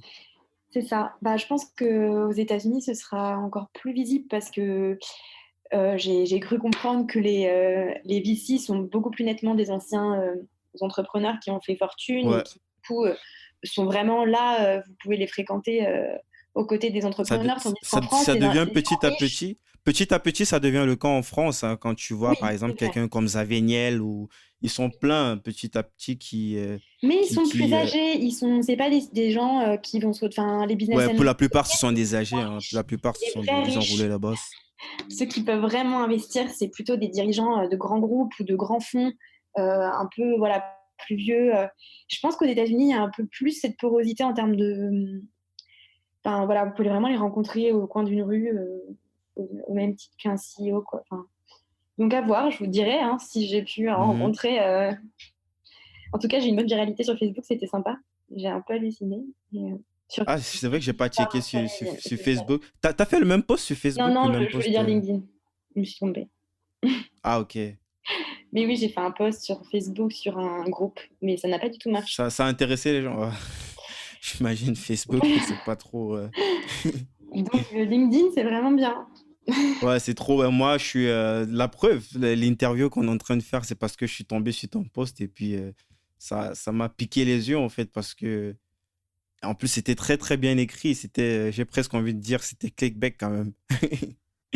C'était très bien Mais tu sais écrit. que j'ai écrit ça, mais faudrait pas que je le dise, mais un peu à l'arrache, que j'ai pris une vieille capture d'écran de San Francisco, enfin, le truc. Ouais. J'aurais jamais pensé. Et comme en fait, Ah, j'ai mais... fait passer mon questionnaire à l'époque sur LinkedIn, j'ai Mhm, ajouté 1100. Enfin, au départ, l'année dernière, j'avais 200 contacts sur LinkedIn. 200. mhm. Et donc, j'étais là, bon, bah, j'arrive, il faut que je fasse passer mon questionnaire. Donc, j'ai ajouté, je suis passée de 200 à 1500 contacts. J'ai ajouté voilà, 1300 fondateurs et fondatrices de start-up à la chaîne, mais beaucoup Ouais. plus en fait que j'en ai ajouté, puisqu'il y en a 1300 qui m'ont accepté en retour. Ouais, c'est que le taux d'acceptation, quand même, il est beaucoup plus élevé que sur Facebook. Oui, Et exactement. les posts sont aussi beaucoup plus natifs que sur Facebook par Et rapport à puis, vous avant. avez les vrais noms, vous pouvez chercher par statut. Moi, je tapais Mhm. CEO, co-founder, j'étais à peu près sûre de tomber sur quelqu'un de start-up, parce que personne ne s'appelle Ouais. comme ça dans un grand groupe. Ouais, sans même utiliser le logiciel, la Sales Navigator, tu peux déjà avoir Ah, moi, j'ai fait des plein recherches de juste data. ouais, en recherche, quoi. Et Ouais, en ouais. fait, du coup, ben, je pensais pas, mais j'ai un énorme réseau de fondateurs de startups. Donc, quand j'ai mis ce post, ça a eu une viralité assez incroyable. Et Voilà. même pour contacter les gens, en fait, il y a, moi, c'était le cas pour moi. Il y a une interview que je vais faire avec une influenceuse. En fait, elle est avocate, OK. mais en même temps, elle est influenceuse sur Instagram. Elle a plus de 140 000 fans sur Instagram. Elle, tu lui écris un message sur Instagram, c'est à D'accord. peine, elle va pas voir parce que là, il y a un gros flux. Mais là, sur LinkedIn, j'ai écrit un message et puis, pap, direct, on a commencé à s'échanger. Ouais, elle était chaude pour faire le truc, mais je suis sûr que sur Instagram, en fait, les mentalités sont pas pareilles, quoi. C'est Ouais. un milieu professionnel. Les gens, ils savent que si tu viens, si tu vas avec quelqu'un, ils s'attendent à ce que tu viens pour parler de quelque chose de beaucoup plus cérébral, quoi, quelque chose de beaucoup plus intéressant, Et quoi. Ouais. professionnel et tout. Ouais. Professionnel, ouais. Et puis, c'est ça, on s'adresse de professionnel à professionnel. C'est pas pareil que. Enfin, bon, en tout cas, c'est très puissant. Donc, j'étais Mhm. contente. Donc, quand... Mais est-ce que parce que ça va faire 2 ans et tout, t'as jamais été influencé par de sortir en fait de ton monde, en fait, de la sociologie et tout, pour monter toi-même ton propre truc? Est-ce que t'as pas été tenté en fait à force de voir tout ça? Est-ce que ça t'a pas euh, influencé quelque part? Je sais pas. Tu m'entends ou pas? Parce que. Ouais, je t'écoute bien. Ah, OK. T'as compris la Oui, oui, question? c'est bon, c'est bon. Alors non, pas du tout. Moi, je suis pas très, j'ai pas du tout je sais pas me vendre en général, donc déjà, c'est mort pour moi. Donc, moi, je suis fascinée par ces gens qui arrivent à Mais vendre c'est pas quasiment. forcément se vendre, hein, c'est aussi parce qu'il y en a plein qui savent pas se vendre, mais ils sont juste dans l'idée qu'ils veulent monter un truc en fait. Monter un Ouais, mais truc, moi, faire en fait, quelque j'ai chose qui a du l'impression sens. de monter mon truc en faisant ma thèse. Enfin, si tu veux, quand tu fais une thèse, t'es un peu ton chef C'est d'entreprise. de l'entrepreneuriat. Par exemple, tu Euh, as pu constituer un fonds pour pouvoir monter ta C'est thèse. ça, moi Ça, je c'est de choisis mes démarches l'entrepreneuriat, comme moi, je je veux, il trouve. y a personne qui vient me dire ce que je dois faire quand je dois le faire, j'organise mon temps, je prends mes décisions, voilà, je suis très, très. Donc en fait, tu es entrepreneur, quoi. Eh bien, je suis entrepreneur, mais avec moins d'argent, Sans le dire, quoi. avec moins d'argent et moins d'avantages peut-être, mais bon, en fait, moi, j'ai pas de compétences pour être entrepreneur comme ils le sont. Moi, j'adore mon métier, j'adore faire. Si tu as des compétences, puisque là, il y a plein de choses que tu sais, il y a plein même ne serait-ce qu'au niveau de l'analyse, de faire déjà comprendre à un entrepreneur que même s'il a l'idée, même s'il a le talent, même si techniquement ça va et tout, par exemple, le côté management, c'est tout un autre métier. Il doit accepter par exemple, qu'il doit se faire suivre ou déléguer cette partie de management. Ça, c'est quelque chose que, avec tout ce que tu as fait comme recherche, que tu peux conseiller à un start-upper qui commence ou même à quelqu'un qui a un stade évolué, quoi. Ouais, bah alors voilà, moi, je préfère avoir clairement le statut de regard extérieur, analyse, conseil à la limite s'il faut conseiller, mais bon, enfin, généralement, ils sont assez grands pour se rendre compte tout seuls, hein. Oh, J'ai que pas non, besoin de crois-moi, dire quoi que ce non. soit pour qu'ils se dotent Ils ont de. la tête dans le guidon et il y a plein de choses que tu as besoin d'avoir des avis externes pour parfois Voilà, itérer après, c'est ou... ce que je vends un peu quand je rentre sur le terrain. C'est pour ça que j'ai pu faire ces enquêtes, hein. Sinon, je me serais jamais retrouvée en immersion dans ce genre d'endroit. Mais non, mais moi, j'aime beaucoup mon indépendance, mon métier. J'aime beaucoup prendre le temps d'écrire aussi parce que c'est pas. Enfin voilà, moi, j'aime bien produire des articles. C'est très exigeant. C'est dans des revues scientifiques où faut Mhm. vraiment beaucoup En bosser parlant à de la ça, fois. t'as pas un blog ou un site là où tu partages, là où tu partages directement tes propres contenus? Ça pourrait être intéressant. Surtout cette thématique, c'est assez niché quand même. Ouais, bah alors peut-être après. En fait, c'est compliqué parce que je suis déjà en train d'apprendre à écrire en mode scientifique. que faudrait déjà que je vulgarise ma recherche, mais des fois, je sais pas forcément encore quel résultat je vais envie de tirer exactement. Est-ce que je vais assumer ce que j'aurais dit là dans 3 ans, quand j'aurai fini ma thèse et que je l'aurai écrite. Enfin, voilà, j'ai pas envie de me précipiter trop non plus parce que je suis qu'en 2e année de Mhm. thèse, je suis assez jeune. J'ai pas envie de me réécouter dans 10 ans ou de relire un blog enfin, voilà, et de me retrouver décrédibilisée soit aux yeux des entrepreneurs parce que ce que je dis, bah, ça fait pas plaisir des fois à entendre, ou aux yeux des chercheurs parce que ce que je dis, c'est un peu trop instrumentalisé par les entrepreneurs. Donc j'essaie de faire attention pour l'instant. C'est la première fois Mhm. que je communique d'ailleurs de manière très informelle là. Ben, moi, je te comprends, même si je suis pas d'accord, je te comprends. Moi, j'ai toujours cette réflexion d'entrepreneur que, ouais, tu fais un premier jet, même si c'est quelque chose que tu peux regretter dans 2 ans. Le plus important, c'est que tu l'itères à chaque fois. Tu l'exposes aux gens, tu auras des retours positifs, négatifs, Voilà, mais bon tu auras après, quand même des c'est retours que ça, tu pourras. j'expose, hein, mais j'expose dans le monde de la recherche pour l'instant. J'en suis à, je te dis même pas combien de versions de chacun de mes articles. J'en ai écrit 3. J'ai écrit 3 autres communications dans le monde de la recherche, mais c'est des articles de 20 pages hein, dont je te parle. Tu vois, c'est pas. Mhm. Et donc Ben, voilà, ça c'est fait des heures beaucoup de quand même. reprise. Genre, j'ai fait 10 versions pour chacune des 2 versions que j'ai déposées. Enfin, c'est très très long. J'ai des retours. Je bosse énormément là-dessus, mais je peux pas multiplier complètement mes sources de retours, sinon je vais pas réussir à garder ma ligne aussi. Je pense qu'il faut que voilà enfin, voilà, j'avance un peu à mon rythme aussi. Le milieu de la recherche c'est assez lent. J'aimerais que ça aille plus vite, mais c'est la vie et du coup je vais attendre. Mais je pense qu'à un moment arrivera le moment où je vulgariserai un peu plus. Ouais, pourquoi pas créer un site où je mets voilà ce que je pense ou le publier sur. Moi, c'est ce que je te souhaite en tout cas, et le plus tôt que possible en fait. Je trouve que ce serait, en plus, il y a personne, je pense pas, Non, ou peu de personnes ce serait vraiment quelque chose d'intéressant, quoi. Ce serait un petit peu comme un carrefour où tu pourrais même inviter, je sais pas, d'autres entrepreneurs à venir partager leur propre expérience et échanger avec eux pour pouvoir davantage entrer dans leur tête et comprendre tous ces mécanismes psychologiques et philosophiques qui animent cet esprit d'entrepreneuriat, en fait. ouais. En tout cas, moi, ça m'a beaucoup intéressé d'avoir cet échange avec toi et j'ai hâte qu'on se refasse une deuxième partie parce que forcément, tu auras de grosses anecdotes à raconter pour San Francisco. C'est Carrément. quand même, c'est le centre de tout. Je suis sûr que tu auras tu vas faire plein d'expériences intéressantes là-bas. Bah, j'espère, Ouais. j'ai hâte un peu. J'ai très peur, mais j'ai hâte. Hmm. Ben là, on arrive sur la fin Ouais. et Merci beaucoup. ce que j'aimerais savoir, c'est avant quelques petites questions encore. Est-ce que tu as des petits secrets comme ça que tu pourrais partager pour mieux bosser, des soupapes dans la semaine, des outils un petit peu spécifiques, des applications? Que fais-tu pour être plus efficace, plus productive? Alors moi, très personnellement, euh, moi je suis très très organisée. Alors j'ai mes agendas, j'ai un agenda papier que je garde, où j'écris tous mes trucs. C'est un peu comme une sorte de bullet Hmm. journal. C'est un peu tout mon agenda. Pas des trucs en ligne, pas de Evernote ou Bah, des petits trucs. ceux qui veulent que je leur envoie des invitations, je leur envoie des invitations. Mais moi, si je ne l'ai pas noté dans mon agenda, concrètement, j'oublie quoi. Donc je sais que je fais confiance qu'à ce que je note. Bref, en tout cas pour moi, l'organisation c'est la clé. Et donc et aussi je me fixe des journées de travail. Donc là, c'est la première fois que, enfin, genre c'est rare que je finisse à 19h le soir, même si ça m'arrive. Mais je me fixe de ne pas travailler le soir et à ne pas travailler le week-end. Et c'est un truc que ma directrice de thèse m'avait dit, mais je ne lui en serai jamais autant reconnaissante qu'aujourd'hui où je suis sous l'eau complètement. Parce que pour faire face à la charge de travail, ben, il faut reposer son cerveau. C'est-à-dire que le lendemain, si vous n'avez pas arrêté, Ouais. mais Moi, même, c'est ça ce veut que dire pas de mail, ça veut j'essaie. dire pas de mail, pas de PowerPoint, pas de machin. C'est-à-dire, si vous n'avez pas réussi à le faire dans la journée, ben, vous n'avez pas réussi à le faire, tant pis. Ou alors, J'essaie de me le dire, mais j'arrive pas. Je suis toujours tenté à aller voir soit le week-end, soit ou bien quand je suis en train de bah oui, bosser bah, avec ça dépend quelqu'un, des aller phases. Moi aussi, checker. quand j'attends des mails importants ou quand c'est horrible en ce moment parce que je parle avec des gens qui sont à 8 heures de décalage de moi. Donc à 18h, c'est le début de leur journée. Donc je me retrouve à faire des doubles journées où je commence hyper tôt le matin, où je réponds à tous mes messages de la nuit parce qu'ils m'ont Hmm. tous contacté la nuit. Et puis du coup, ça fait 7 heures qu'ils m'attendent ma réponse.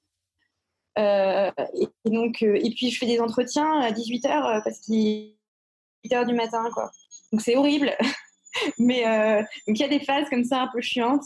Quand je faisais passer mon questionnaire, c'est pareil. Surtout quand on est dans le réseau, c'est un peu très chronophage, pardon. On se dit toujours qu'il faut répondre, il faut dire merci et tout et tout. Mais bon, en règle générale, il faut quand même se dire, voilà, dans la journée, ou alors si c'est des périodes comme ça, moi j'arrête un peu tout le reste, quoi. Donc je produis pas la d'écrit. Là, je passe ma semaine à vraiment faire du réseau, répondre à tous mes messages. Par contre, la semaine prochaine, je sais qu'il faut que j'écrive un truc en anglais. Je me bloque 2 jours en entier et je réponds à rien. Et voilà, c'est la vie. Personne n'aura de réponse et je bloque et je bosse sur mes trucs. Et en parlant de l'anglais, c'est quoi ton niveau? Ça ira pour ce Euh, que tu vas faire à San Francisco? et écoute, on verra, ce sera la surprise. Non, On en parlera dans la deuxième partie. je vais regarder Game of Thrones pendant 6 saisons, puis on verra si... C'est peut-être la meilleure façon d'apprendre. Moi, je regarde beaucoup de séries en anglais. Je comprends plutôt bien. Mais quand je dois parler en anglais à côté de français, ça me tétanise. Je trouve que les gens en France se jugent vachement. Enfin, moi, j'ai toujours peur d'être Ouais, jugée pour c'est mon vrai truc, quand donc je me même. prends pas du tout au sérieux. Mais en fait, les peu de fois où je suis partie à l'étranger, j'étais agréablement surprise au final, je me démerde, quoi. Je fais pas trop de Ouais, fautes. puisque là, t'es On en verra. immersion. Mais je pense que ce truc est beaucoup plus français, puisque moi, ici en Allemagne aussi, quand j'apprenais l'allemand ou bien quand je m'exprime, quand tu fais des erreurs, ils ont un peu ce côté anglo-saxon, tu vois. Ils vont plus te corriger que se moquer de toi, tu vois. Ouais. Mais pour quelqu'un qui apprend le français, je pense que le contraire. Dès que tu vas faire un truc, les gens, ils vont se moquer, en fait. Mais bon, Grave. Et donc, c'est une ils se moquent aussi parenthèse. de ton accent quand tu essaies de faire un accent anglais. Alors, si t'en fais pas, tu passes pour un débile. Et si t'en fais trop, tu passes pour un pédant qui essaie de se prendre pour un Américain. Donc, c'est très compliqué. Moi, je déteste parler anglais devant des Français. Du coup, j'espère que là-bas, ça va me décoincer un peu. Donc, on verra. Donc, je peux pas trop dire. Ça, c'est un peu le... C'est à voir. C'est pour la deuxième partie. Voilà. Ben moi, pour cette section, moi, je vais proposer Headliner. C'est une solution que j'utilise pour créer des courtes séquences vidéo pour mes podcasts. Ça, c'est beaucoup plus pour des gens qui font aussi des podcasts. Et il y a façon de transformer les pistes MP3 audio en petites courtes vidéos pour faire genre des petits teasings, soit sur LinkedIn lorsque je vais faire la promotion de mes épisodes. Ok. Et Ouais. avec moi en vidéo?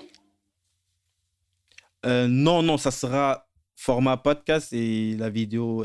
Là, on se voit juste pour Ok. que ce soit Ah beaucoup. non. Comme on n'a pas la chance d'être en physique pour que ce soit plus interactif, quoi. Oui, oui, non, mais Mais très sinon, bien. Non, c'est mais j'ai pas, peur parce il n'y que a pas de là, oulala. vidéo, non. Non, il n'y a pas de vidéo, ce sera pas de vidéo. Ça sera juste un format podcast. Et le fichier vidéo, ça sera juste un fichier comme ça avec une petite Ouais, vibration j'ai vu et le comment ça son te de la présentait voix, sur quoi. Spotify, ta chaîne. Hmm. Super. Donc, c'est un Eh petit peu bien, ça. j'ai hâte d'écouter ça. Enfin, d'écouter. Mhm. C'est vrai que j'ai encore quelques petites questions. Ben, on a fini. Je sais que je te prends beaucoup de ton temps. Désolé, mais c'est les questions que je pose souvent à chaque invité. Qu'est-ce que tu... Là, je sais pas, peut-être ça fait pas poli de te demander ton âge. Ma Ah, question, en fait, c'est qu'est-ce que tu dirais à ton toi de 20 ans? Mais je sais pas. Pour faciliter les choses, quel âge tu as si ça te pose pas j'ai de 24 ans. questions? 24 ans. Bah, si on retourne 4 ans en arrière et puis toi, tu te vois avec, avec l'état d'esprit que tu as actuellement et tu dois donner un conseil à ton toi-même, à ton Marion qui a 20 ans, en fait. Oh, putain. Je sais pas, moi, bah, pas avoir peur du burn-out, hein. Tu as peur du burn-out? Ne pas croire que ça arrive qu'aux autres. Non, non, je sais pas. Non, je pense que faut. Je sais pas. Moi, je doute pas mal de moi-même mais je doute toujours en fait. Donc, je serais pas trop en mesure de me donner des propres conseils. Je n'avais pas l'impression que je suis sortie de l'auberge du tout. Donc, par contre, je me serais peut-être dit, ouais, la thèse, c'est sympa, mais ça dure quand même bien longtemps. Donc, réfléchis bien. Peut-être oriente-toi. C'est peut-être le moment de faire un emprunt bancaire et vers une école de commerce. Non, mais je sais pas. Marie-toi avec un homme riche parce que tu gagnerais pas beaucoup d'argent. Voilà. Ou le contraire, entreprends, deviens riche, comme ça, tu auras juste à épouser le mec qui te plaît. Voilà. Non, en vrai, je sais pas. Moi, je pense que je suis assez au clair avec les choix que je fais et avec ce que je fais. Et au final, mon projet de thèse, c'est plutôt ce que je fais. Il y a plein de gens qui m'ont dit au début, tu verras, ça change, on change au cours de route, t'arriveras jamais à faire tout ce que tu dis que tu vas faire. Ça, je te Tu rassure, hein. Mais c'est toujours mieux de se fixer des trucs à faire. Et puis, Bah ouais, c'est mais le moi, tu vois, je m'y processus, tiens pas je pense, mal. que c'est le Alors, processus qui est plus intéressant. C'est pas ouais, forcément oui, c'est sûr. l'objectif, quoi.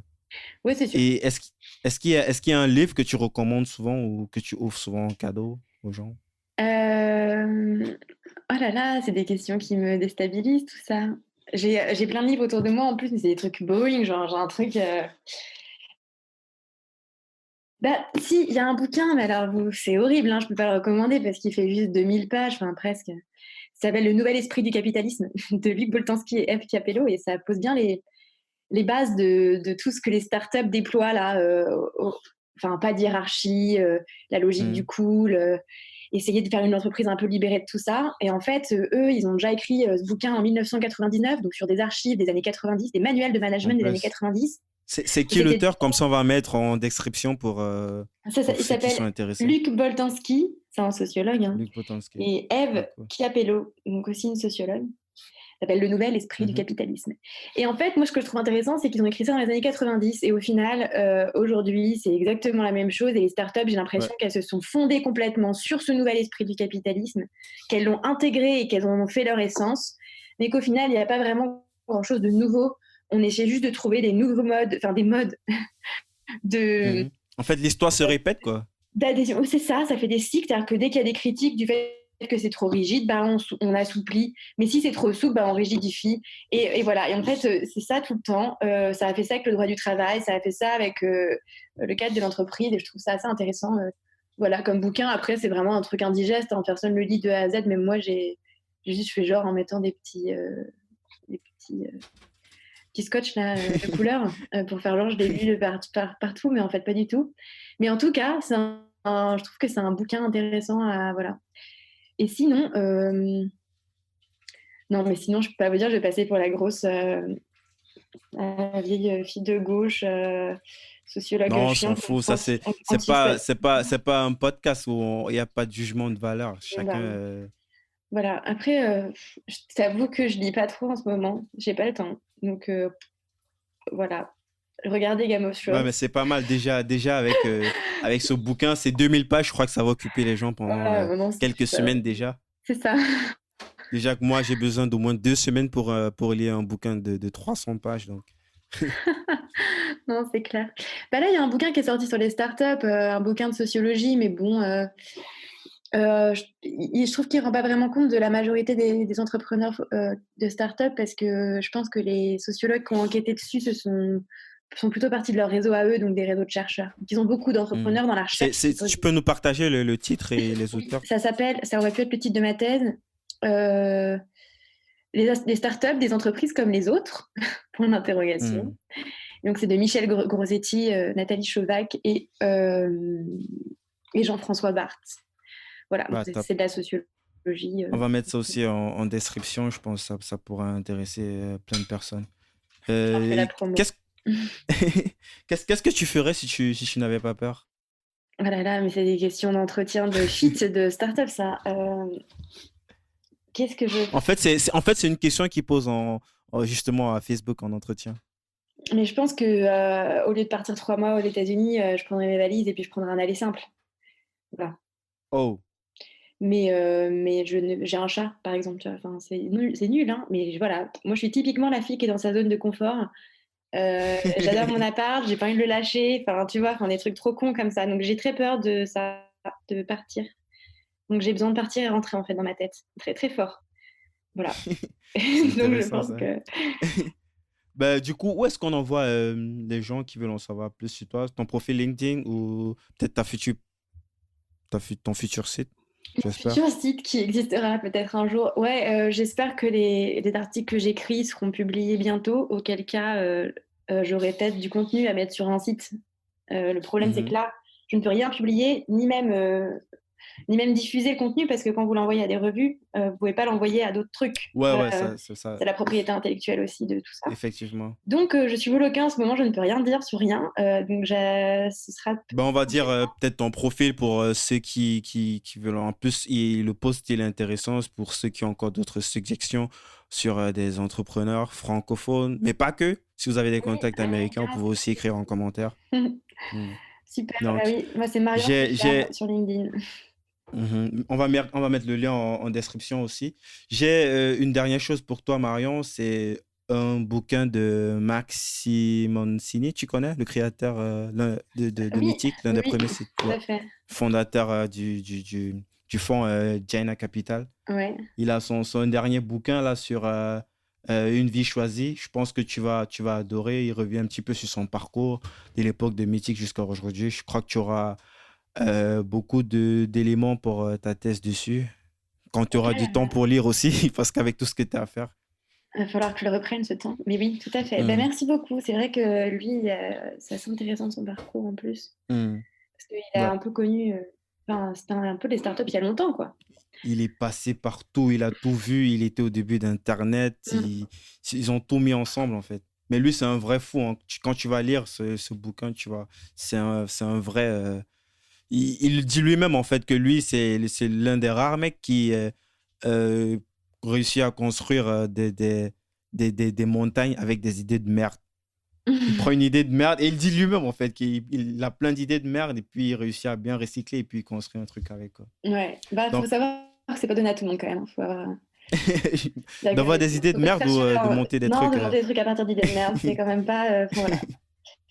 Et Donc, puis, il y en a pour des super idées et qui arrivent à rien monter. Et ça, c'est très triste aussi. Et voilà. justement, ouais. J'aimerais aussi mettre un gros big up à tous ces gens qui essaient de monter des startups et puis qui n'y arrivent pas parce que bah, ils ont un beau avoir une bonne idée, ils s'y prennent mal. Voilà. Donc, Ouais, voilà, top. c'est un monde à deux vitesses. Effectivement. Merci Marion d'être passé. Bonne chance dans la baie et à très vite pour le deuxième épisode. Merci à toi. Merci, bah, à bientôt. Salut. Salut. Merci d'avoir été avec moi jusqu'au bout de cet épisode de Débrouillard. Si vous avez apprécié l'émission, la première chose à faire est de le dire à l'invité via les réseaux sociaux. Vous trouverez le lien de ses profils dans la description de l'épisode. Faites-le, c'est très important pour le remercier et pour montrer que Débrouillard est écouté. Presque aussi important, abonnez-vous au podcast et laissez un avis sur Apple Podcasts ou iTunes. 5 étoiles de préférence, ça permet à Débrouillard de monter dans les rankings et d'être donc découvert par de plus en plus de gens. Toutes les informations pour savoir comment vous abonner et ne pas rater les prochains épisodes sont sur débrouillardpodcast.com. Et à cette adresse-là, vous trouverez les informations sur comment me laisser les évaluations iTunes. Enfin, pour ne rien rater, pour ne rien manquer des activités et des coulisses, vous pouvez me suivre sur LinkedIn en cherchant Débrouillard. Merci d'écouter ce podcast et à la semaine prochaine.